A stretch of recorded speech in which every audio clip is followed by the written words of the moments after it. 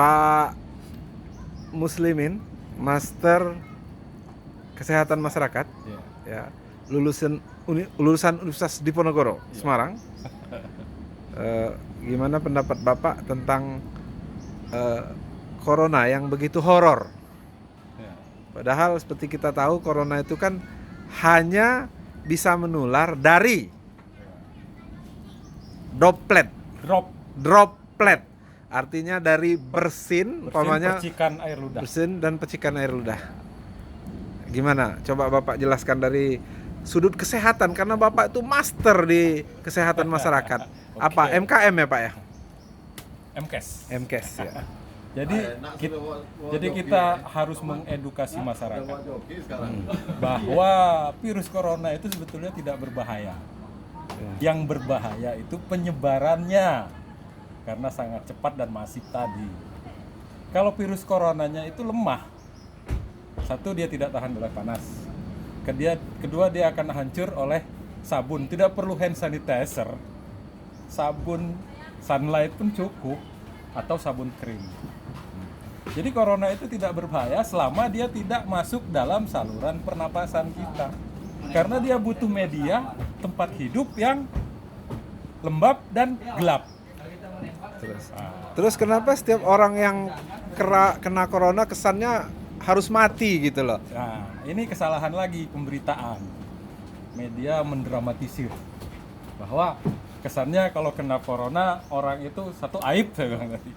Kedua, kayaknya akan mati. Padahal corona itu kalau kena ada namanya masa inkubasi yang 14 hari. Masa inkubasi itu adalah waktu terkontak pertama sampai menimbulkan gejala. Pada minggu pertama dia akan menimbulkan demam, batuk atau sesak napas. Tapi pada minggu kedua itu tubuh mengeluarkan imun, kekebalan.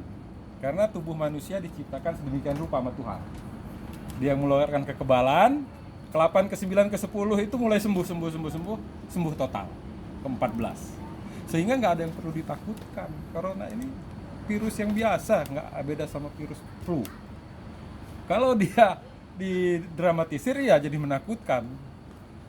Yang rentan terhadap virus corona ada 3. Pertama, usia lanjut, lansia, 70 ke atas. Jadi yang di rumah saja itu lansia ya? Ya. Dan bukan anak sekolah atau pegawai negeri TNI Polri, bukan? Yang kedua, balita, ya. Bayi di bawah 5 tahun. Itu sama, sebabnya kenapa? Daya tahan tubuhnya masih lemah, masih labil, belum stabil. Lansia gitu juga, daya tahan tubuhnya yang lemah. Yang ketiga, orang yang mempunyai penyakit kronis, entah itu TBC, entah itu hepatitis, entah itu liver, entah itu ginjal, yang menahun. Nah, itu yang berbahaya. Jadi kalau buat orang yang tidak punya penyakit kronis, tidak punya bukan lansia dan balita, saya rasa aman-aman saja. Kenapa harus di rumah saja?